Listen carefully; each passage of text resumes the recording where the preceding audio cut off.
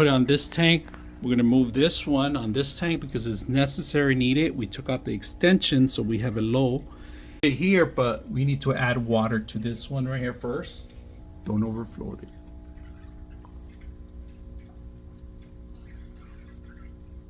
I don't know when it's not overflowing. You'll see it.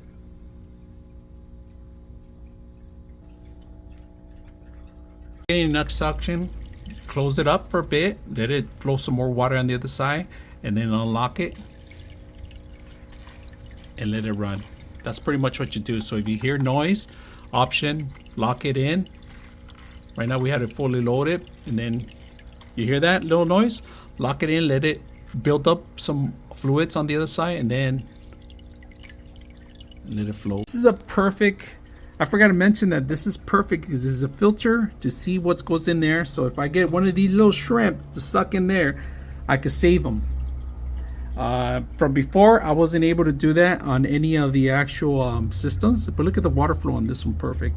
Now I'm able to see what sucks in there, and if it captures one of my shrimp, this is perfect. I could save them, easy to unlock it and flow it out and get the water retained out of here.